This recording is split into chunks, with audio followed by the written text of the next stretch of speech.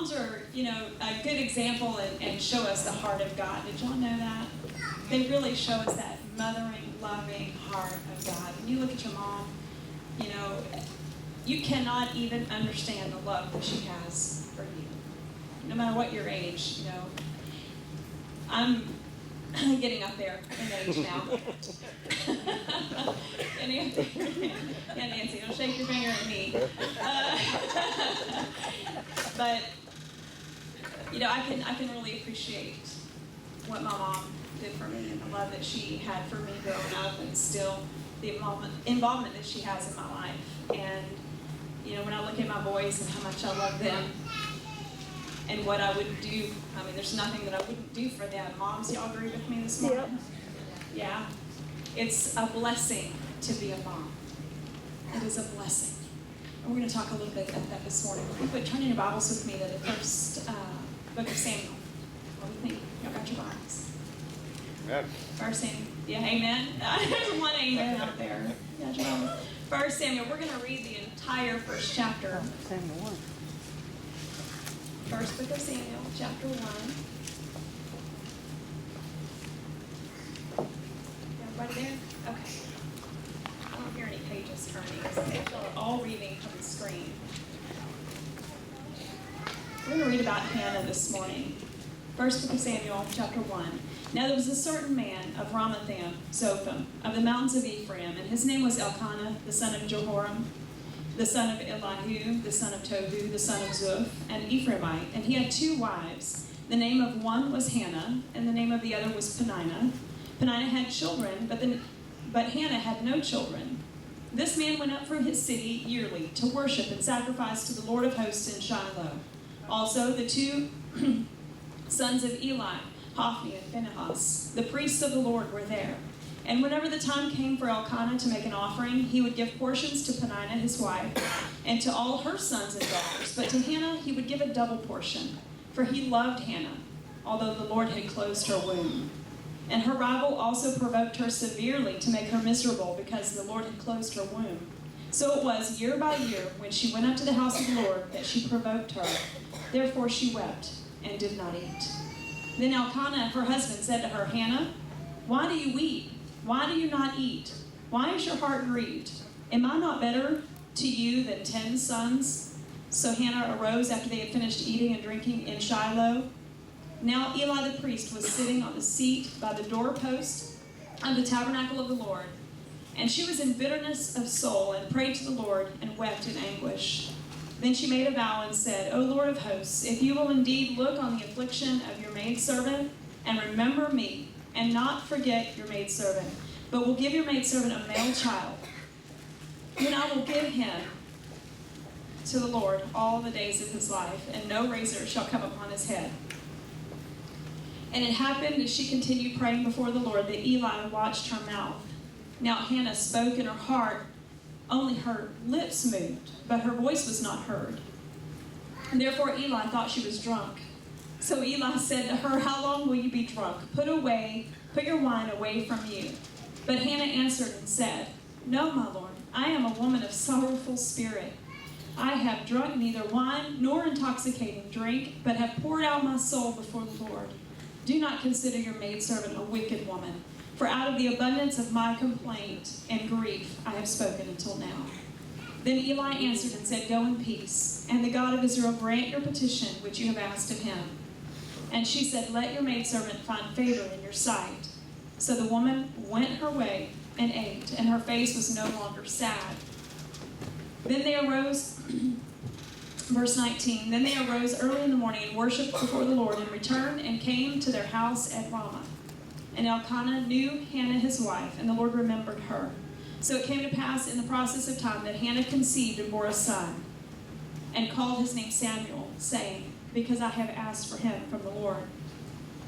Now the man Elkanah and all his house went up to offer to the Lord the yearly sacrifice at his vow. But Hannah did not go up, for she said to her husband, Not until the child is weaned.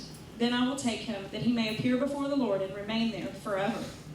So Elkanah, her husband, said to her, Do what seems best to you. Wait until you have weaned him. Only let the Lord establish his word. Then the woman stayed and nursed her son until she had weaned him. Now, when she had weaned him, she took him up with her, with 3 bulls, 1 ephah of flour, and a skin of wine, and brought him to the house of the Lord in Shiloh. And the child was young. Then they slaughtered a bull and brought the child to Eli. And she said, "O my Lord, as your soul lives, my Lord, I am the woman who stood by you here praying to the Lord.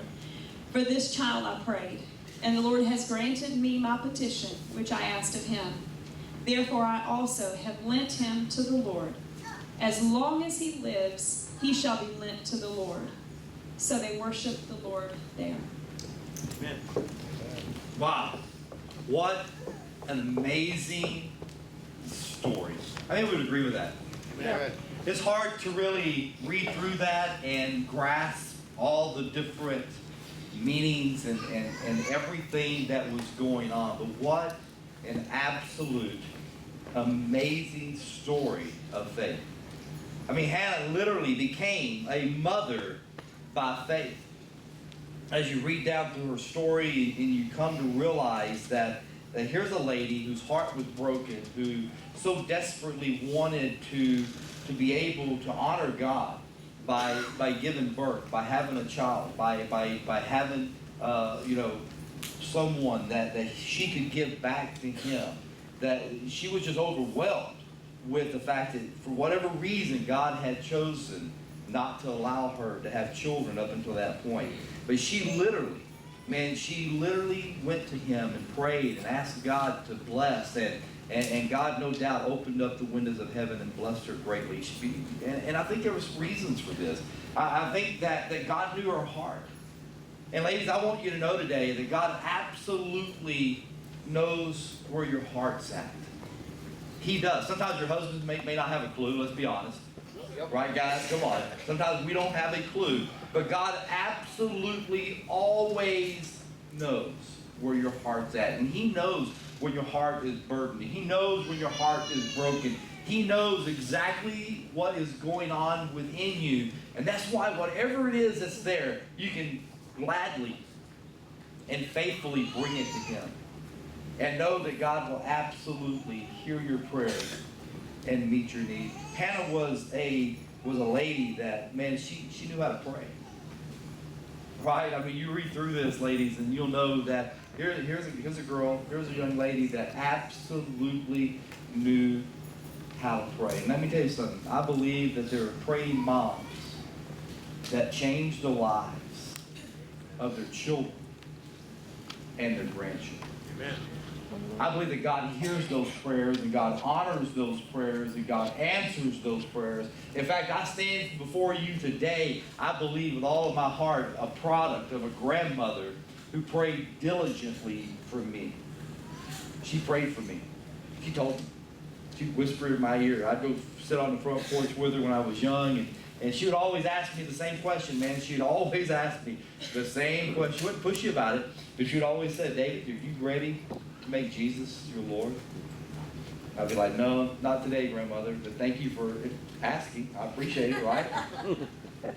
And I'd go on about my business, and I'd grow and find myself in different times in different places and all kinds of trouble. But every time I would see her, she wouldn't beat me over the head with it. And she wouldn't, she would just ask that question, and she would just let me know at the end of it whenever I would say no. And I'm sure I broke her heart 1,000 times by saying no. But she didn't take it the wrong way. She just looked at me and said, "Well, don't worry. God's got a good plan for you.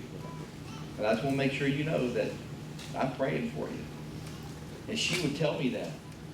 Every time I would see her, she would tell me that. She would tell me that God loved me and that God had a great plan for my life, and that she was absolutely praying for me. So I believe that God answered her prayer. Because not only did a woman pray for me, as my grandmother prayed for me for years without seeing any fruit. Trust me, there was no fruit to be seen anywhere from this life for a long time, right? But she prayed diligently for me. And then when I got married, she told me that, I remember her sitting me down and said, you picked a good one here. She did. She said, "You picked a good one here." She said, "You'll go all the way to the White House on her I heard coattails is what my grandmother told me. I was like, all right, I guess I'm going to the White House. You know, that sounds good to me. So not only did my grandmother pray for me and bring me to Christ, but my wife, the mother of my children, in 1988, she led me to Jesus Christ. Yeah. Women have done more for the cause of Christ throughout history than they get credit for, I believe. Amen. Amen. So many women that are great women of God, that love the Lord with all of their heart, and they may live lives that are the lives that will never be written about in the paper. But you know, if I were to throw the name out there, Weta Kennedy, you'd probably not know who that is, but I know who that is. And God knows who that is. And God knows that because of her prayers and her influence in my life, that it did make a difference eventually. And then God knows Tami Kennedy's name. Right? The great woman that He has created her to be. So ladies, I want you to know that God knows your heart. That's my whole point. God knows your heart today, and whatever is there, don't let go. Don't throw it out, even when you don't really see any fruit of it. Because you get in those places, don't you? Those dry areas of life, those moments in life where you're praying and seeking God, but it just doesn't seem like anything's happening. Doesn't seem like anything's moving. Doesn't seem like, doesn't really seem like anything's happening the way you want it to. And if you look at the story of Hannah, you'll notice that it says that she went up year after year after year. How many years did she go up? I'm not exactly sure, but it was more than once. It was more than twice. She didn't give up. She didn't give in. She didn't get to a place where she thought, man, this is now too hard. This is too difficult. If God was going to answer this prayer, He would have already answered this prayer, and I'm just tired of talking about it now. She didn't ever get there. She continued to pray. She continued to seek the Lord. She continued to give God her heart and believe that God was absolutely going to do something. Now, I want to point out a couple things. Tami's going to come in just a second and talk about a mom's or a woman's greatest needs. But I want you to know that she married a guy that was very supportive. She married someone that wasn't perfect, no. Any of you ladies figured that out yet?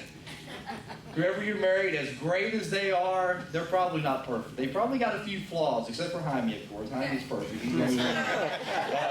But other than Jaime, all the rest of us fall short, right? I mean, we're just way down there, right? But she married someone that loved her, and you look at their interaction between one another, and you grasp the depth of their feelings and their love for one another. But he wasn't perfect. He was a polygamist, right? He was a polygamist. And sometimes we read these stories and we think, well, man, why would God put up with that? Well, why would God put up with your sin? Why would God put up with my sin? Right? I mean, it's easy to be judgmental until you look in the mirror, right? Then you say, oh, wait a minute. We back up here a couple of steps, right? Now, this was never God's plan. You know, in the very beginning, the book of Genesis says that a man shall leave his father and his mother, shall be joined to his wife, and the two of them shall be one, right? You can't get one out of a man and a woman and a woman. You know what you get? I don't know, but it ain't good, right? It can't be good. It can't be good. I promise your husband right now is not sitting there thinking, man, I wish I had one more of you, right? As great as you are, as wonderful as you are, I promise you, he is not sitting there thinking that right this very moment, right? He's thinking, you know what? One is enough. Amen. Amen, guys? One is enough. Amen. But for whatever reason, because of culture, because of the day that they lived in, because it was just kind of an accepted practice, you know, Elkanah had two wives. And there wasn't happiness in the home. As great a guy as he was, there was problems. There was jealousy. There was one who had children and making fun and making miserable the one who did not have children. I mean, it's never a good scenario. It never will end well. But he was a good guy because he literally, if you follow the story here, if you really look at his life, man, he worshiped the Lord. He believed in God and he trusted Him with all of his heart. And so, even though he wasn't perfect, he loved her. And guys, the greatest thing that your wife, there's many great things, right? But one of the greatest things your wife needs from you is that she needs to know that you love her. He said, well, I told her when we got married 25 years ago. Man. You just don't want to be married, do you? You know, it's not just saying it, but it's demonstrating it. Right? Not just saying it, but it's literally demonstrating it with your actions, with your words, with your behaviors, with what you do, with what you don't do. All that speaks volumes to a woman.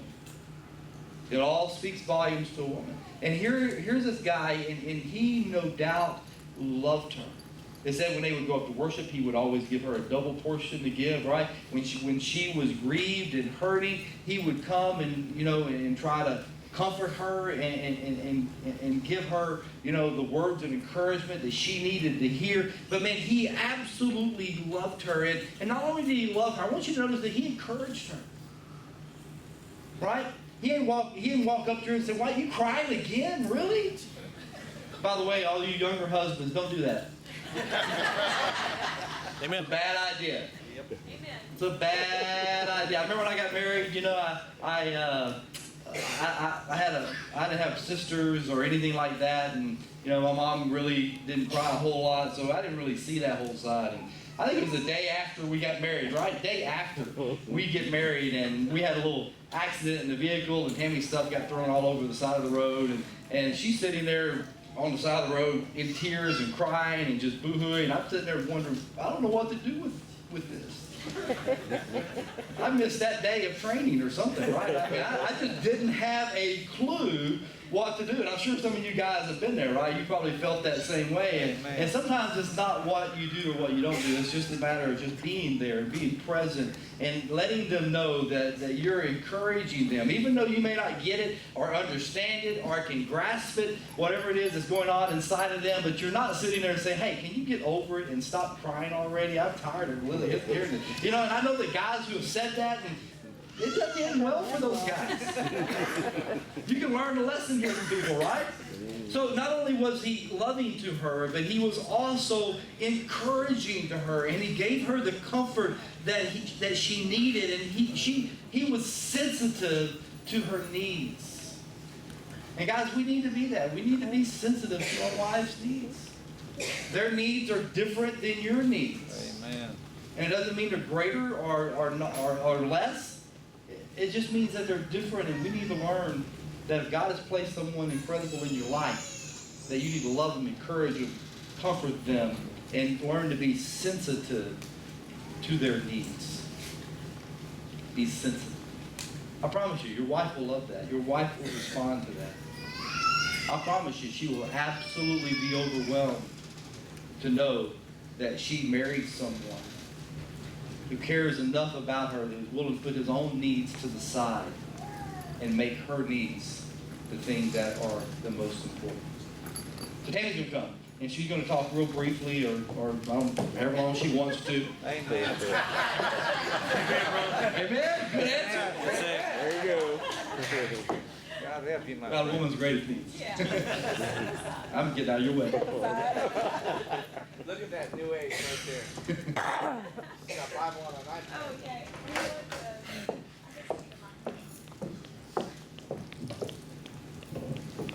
Yeah, that would help.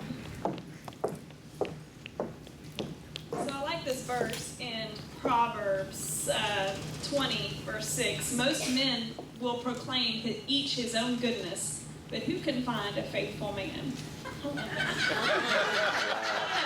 You know, we hear a lot about who can find a virtuous woman, right? Girls, right? Right. We hear that every year. Who can find a virtuous woman? You got the Proverbs woman who, you know, none of us feel like we can measure up to, right? That's good. But Pretty out there. guys, listen, your wives do have needs, and I'll tell you that David was right in saying you'll probably never understand. You'll probably never understand or fully be able to comprehend the role of your wives as wives, mother, provider in some cases, employee, nurse. You know, all of the roles that mothers feel. There is a stress related to being a mom who is also a working mom, whether you're in the home or and outside the home in a job in the secular world. There is a stress related to that where a woman can feel pulled in all directions and insecure, and like it's never going to all come together.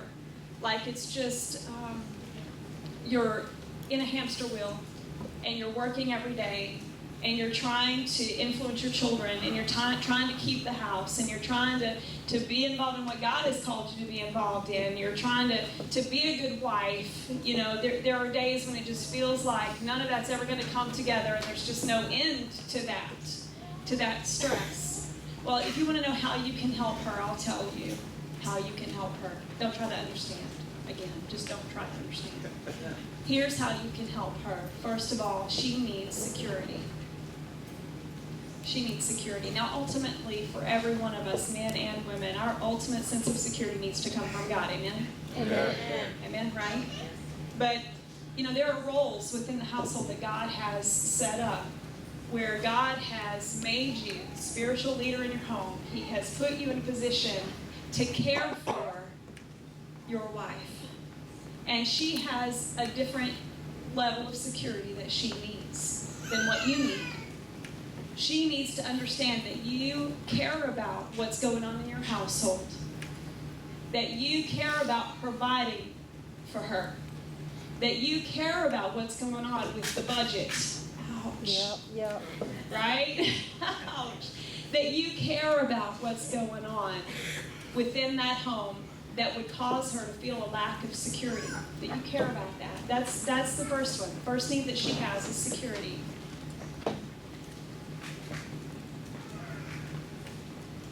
Be a faithful provider and a money manager. The second thing, and we talked about this, remember when we did our marriage series a couple years ago? The second need is a soft, non-sexual touching and affection. Now, men, this is different than what you need, and we do understand that.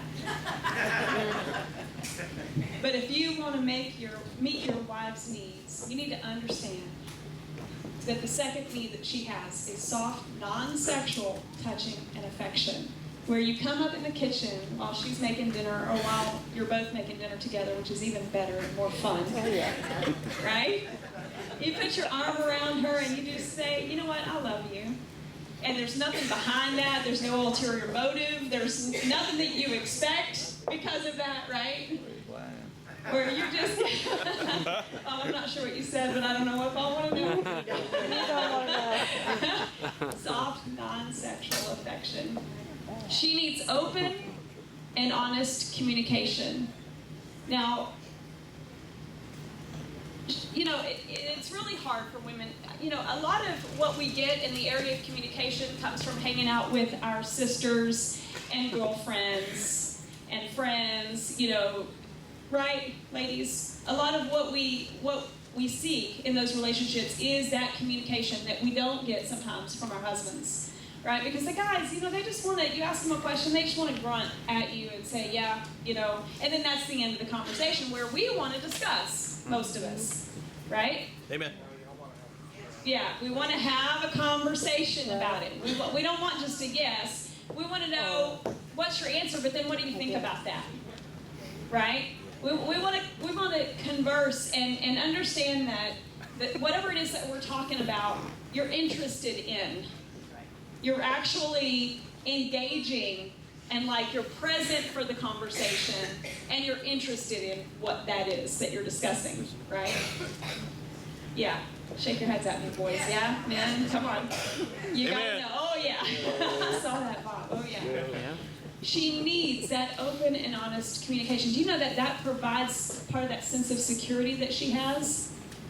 Because it lets her know that you are her partner, that you are in this with her in ways that you can't even comprehend, men, ways that you can't even understand. She needs open and honest communication. That's the third one. Amen. The fourth one is leadership. Now, leadership is different than dictatorship. That's right? Do we need to talk about the differences? I'm not sure. I think you probably understand that leadership is different than dictatorship. When there's open and honest communication, and when you're taking charge and making the concerns of the household your priority, she will follow your lead. That's right. She will follow your lead. You want to know why we have problems in marriages today? That's a big one. That's a big one. Man, if you are, understand again what's going on with the money issues, with discipline issues with the kids, with, whatever's going on in your household, if you're aware and on top of it, and you're addressing things, if you're bringing up the conversations as opposed to her begging you to talk about it, right? If you're bringing it up to discuss, man, she has that sense of security. She will view you as a leader in your home, and she will follow. That's right. Gladly follow. The marriage, I guess marriages are supposed to be an example of, an earthly example of Christ's love for his church. Is that right? Yeah. Of Christ's love for his church. He sacrificially gave. He puts our needs as his top priority. You guys. And if God's love for his church is supposed to be this perfect picture of how you are supposed to be with your wife, where do you rate on that scale today? How are you doing? How are you doing? Now, none of us will ever be perfect. Like Dave said, Elkanah had his issues, and we all have our own issues within our relationships, our own personal hang-ups and things that we struggle with. But man, what a perfect, beautiful picture of Christ and his church we can have within our homes. If we understand what our spouse needs. Now, on Father's Day, I guess we'll talk about your needs, guys, okay? Amen. We do know they're different, right? We do know they're different. But if you can understand the needs that your wife has, even without her being able to put words to it. Sometimes we have a hard time with that, right, ladies? Crawfish. Sometimes we have a hard time putting words to what we need. But if you can start here, man, you'll make her feel secure. You'll make her feel like she's loved, like she's a princess, like she can tackle anything if you'll support her and meet these needs of her wife. Amen. Thank you, Tami.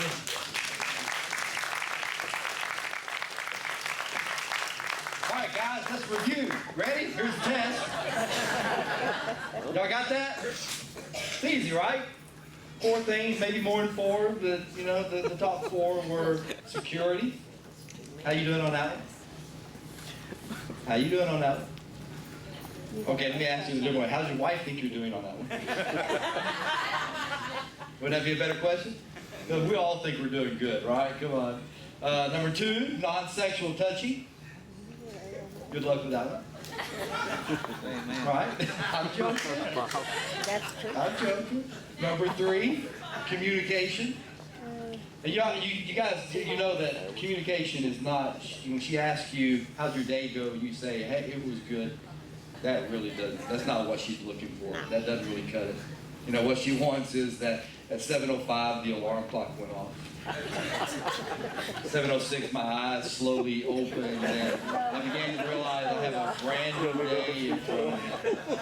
And at 7:07, I sat there and contemplated getting up, but the bed was so comfortable that I just felt like I just wanted to lay there just a tad bit longer, right? And 7:08 rolls around, and I mean she wants detail. Now there's women that don't want that, right? But the majority of women, that's the kind of communication that they want. They don't want to hear it was okay and you're done with it. You need to go into detail about what that really looks like. And then the 4th thing is leadership, right? Not dictatorship, but real, authentic leadership. And guys, let me tell you something. God has given that role to you and I. And we'll talk about this more in the future, but your role is to lead your family first and foremost spiritually. Amen. Do you know that? God is holding you accountable for the spiritual well-being of your home. Not that everybody's not held to some accountability, absolutely, but ultimately, God is looking at the men and holding us accountable for the spiritual well-being of our homes. So just sending your wife to church is not good enough. Right? Just making sure your kids come is not really the answer. The answer is that you not tell them what they need to do, but that you show them what they need to do by your actions and by what you choose to do. That is the real example. Let me go a couple of real things real quickly, and we'll wrap this up. So Hannah had a problem, and she was barren. And she knew where to go to find help. I want you to notice where she didn't go.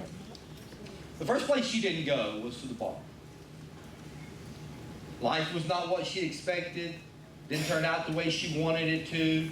She was having trouble, right? There was trouble in the home, no doubt.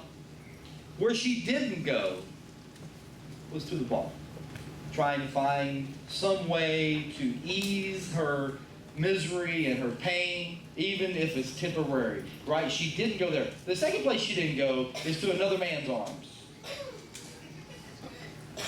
Are you listening to me, ladies? Sometimes we have problems in our homes and situations, and where we run to doesn't fix things. That's right. It just creates bigger messes and bigger problems and bigger things that now we have to get over and get beyond. I want you to notice where she did go. She went to the Lord. She didn't go anywhere else. She went straight, directly to the Lord, right? I mean, as she was there and she was praying and she was weeping, the guy that was in charge of it all, right, the temple, Eli, he looked at her and thought she had been drinking, right? And she just seemed to be a little bit out of it. And of course, she explains to him, no, I'm not out of it. I'm just really praying. My heart is broken. I mean, I'm grieving greatly. And I love what Eli says to her. You know, because God heard his prayer. God honored what he told her. He said, whatever your petition is, may God grant it. And she went home and she got pregnant. And she gave birth to a beautiful little boy. And this beautiful little boy would become the last great judge of the nation of Israel. He wasn't just any little boy. I mean, she was raising someone that was literally the prime minister of the entire nation. And the last thing I want to point out about her is that she kept her promises. Now, her promise was that, God, if you'll grant this prayer request, if you'll answer this prayer request, I'll give them back to you. As much and as desperately as she wanted a child, she was willing to give that child back to God. And ladies, let me tell you something. And even gentlemen, let me tell you something. One of the greatest things that we can do with our children is to give them back to the Lord. Yeah. He gave them to us. And he knows a lot better than we do about what needs to happen with them anyway, right? We need to learn to give them back to the Lord. But she kept her promise, right? You read it at the end of the chapter, how that when she came, in verse 28, therefore I have also lent him to the Lord. As long as he lives, he shall be lent to the Lord. So they worshiped the Lord there together, right? I mean, she literally, after she weaned him, she brought him back to Eli. She brought him back to the temple, and she presented him back to God. And that's exactly what she had promised to do. I mean, she could have very easily said, well, you know what? Coincidence, I got pregnant after that prayer, and I think I'll just keep this one, right? Man, I can't imagine how difficult this would have been, right? I mean, I can't imagine how difficult. Now, she still stayed in contact. She was still very much a presence in his life, but she had given him to the Lord. He lived in the temple. Eli literally trained him to be the next great judge, right? So she took her hands off to a certain degree, and no doubt that God blessed her with other children after that. But, man, what a difficult thing to do. And I want to point out one more thing, that when you go back and you look at the story and you look at what was going on between her and her husband, and it goes back to the whole support thing. Man, when she told her husband that, hey, I promised him to the Lord, What did he do? So, oh, you've lost your mind, woman. We're not doing that. He didn't do that, did he? He honored her promise. Even though it wasn't his promise. But he honored her promise. And he said, let's just make sure that the Lord's word has been established here. And then whatever seems right to you, that's what we'll do. Wow. That's the total opposite of dictatorship inside the home, isn't it? What a great thing. He had placed her faith in her to the point to where he knew that just as surely as he could hear from God, he knew that she could hear from God as well. You know what I know about myself and about Tami? I know sometimes Tami hears from God better than I do. Right? I'm wondering and guessing and scratching my head, and I just say, hey, Tami, what you think, what you looking at, and she'll say it, and man, I'll know that God has spoken through her. Man, that's great to know. And hopefully, ladies, that's the kind of wife you are to your husband, is that they can trust what you're telling them. That you're not off on the new tangent, or you're not off on a new fad, or you're just not saying something just to get what you kind of want to meet the end result of what you where you're kind of headed. But that when you speak, your husband and your family members know that you've been with the Lord and they can count on what you're saying. I know that with my wife. I mean, unless she's talking about shopping, of course. Whenever she's bringing, well, I think the Lord wants us to go shopping tonight. Let's examine that, right? But even then, I say, yes, ma'am, let's go. Most of the time, right? Some of the time. So let's look at the story again. She had a problem, and she went to God. And she thanked him, and she kept her promises. She kept her promise. And she honored her words that she had spoken that day. And she brought that child back. And she gave that child back to God.